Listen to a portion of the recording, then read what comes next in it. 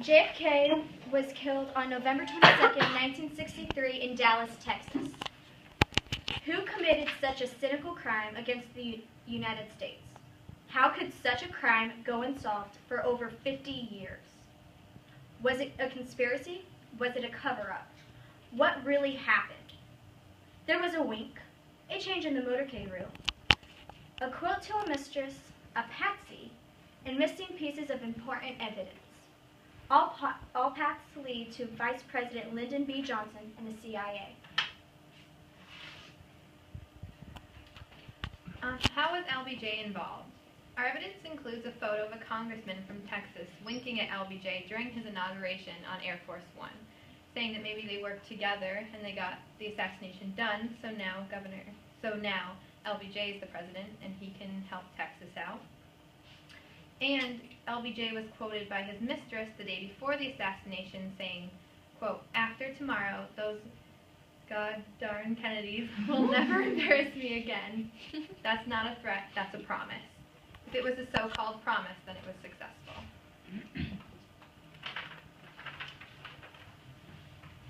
How was the CIA involved? There was missing pieces of important evidence. Isn't that evidence enough? Not only that, but Kennedy was quoted saying, quote, "I want to splinter the CIA into 1,000 pieces and scatter it to the winds." This quote is a motive for the CIA to yearn for the removal of President Kennedy. After all, they were the agency who gathered all the evidence about the assassination. They could have covered it up.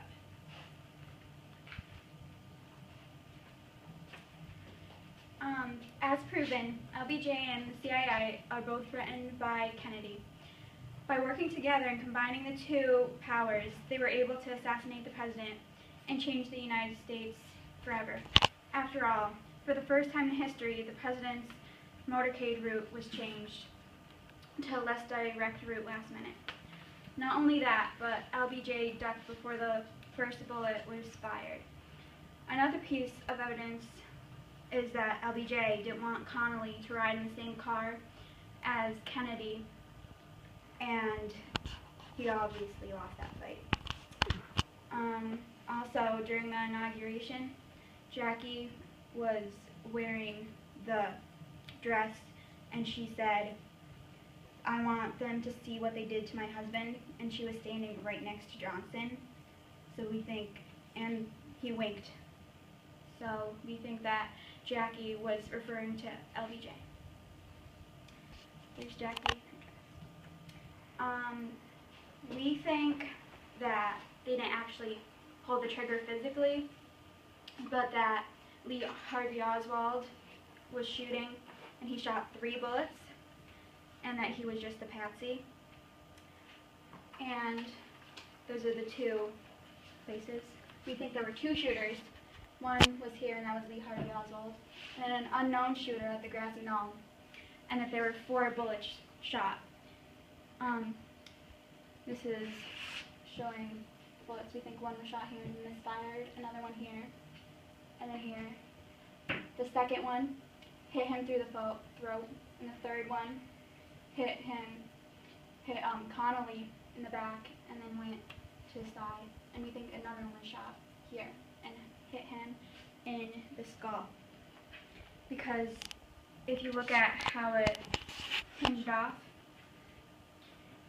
it doesn't make sense. And we don't think the magic bullet theory is true because it's practically impossible, and he wasn't even a good shooter. To be a marksman, you need to get 190 to 209, and he barely made it. So it doesn't make sense that he would be able to shoot a bullet that would go through Kennedy and into Connally. And With 1 bullet. yeah, with 1 bullet. If that were to happen, it would have had to take 2 bullets, not just 1. Yep.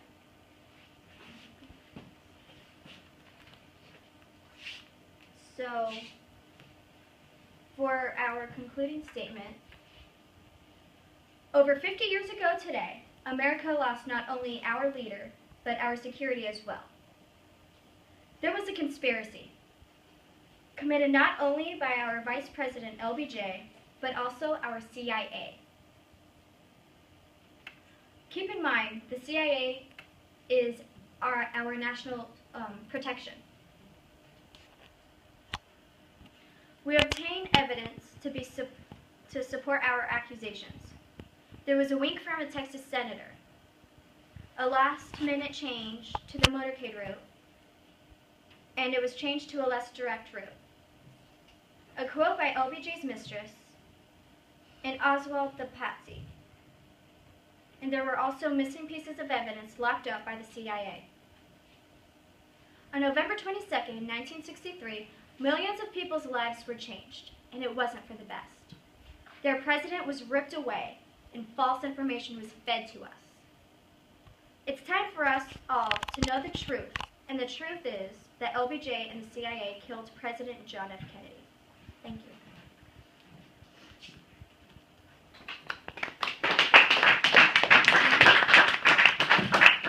Very well done. Very well done.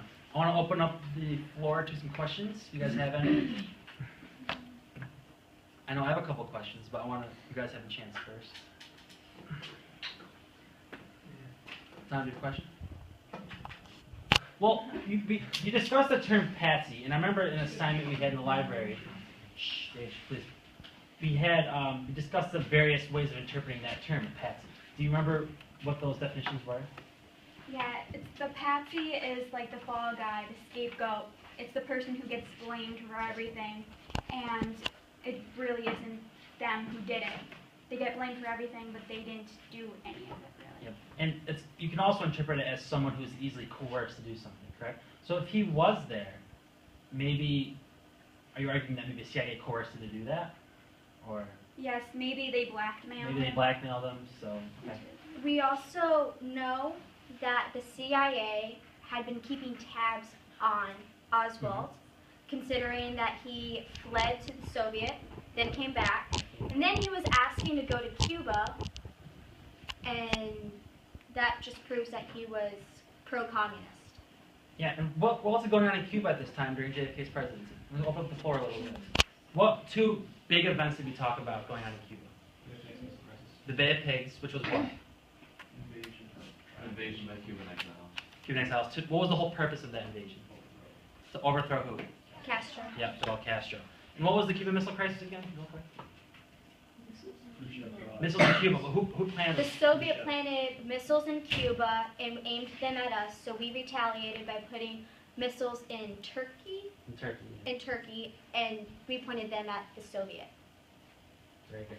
So, and what was the overall resolution of the Cuban Missile Crisis? Blockade. We blockaded them, and then we finally agreed with Khrushchev to them to eliminate the nuclear arms, so we would not invade Cuba. Very good. Any other questions? Tom, go ahead. Just one. You guys use the magic bullet theory, right? Yes. And you believe wholeheartedly in that, right? We believe that it didn't. Yes, That it didn't happen. It did not It's not happen. possible for it to be a single That bullet. it is physically impossible. Yes. And where did you have each person sitting? We had them sitting in the just as it show. JFK with his wife Jackie, O'Connelly, and then his wife. So did you have them sitting directly in front of each other? They are not directly. O'Connelly was a little. Connolly was turned a little bit, so we think that he ducked, and then another bullet came through and went there, because he was not a good shot at all. If he did do that, that would be A practically- fantastic. Yes, feat, because he barely passed his shooting, so it has to be 2 bullets.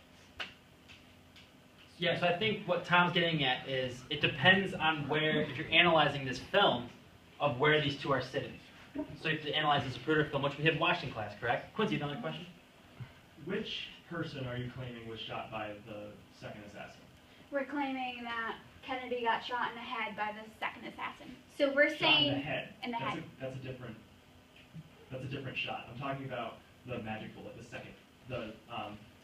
We think that We the think second it- one we went think it through was his throat, Connolly. but it didn't hit Connolly, and we think the third one hit Connolly, and that the fourth one hit him in the head. We think there were 4 bullets.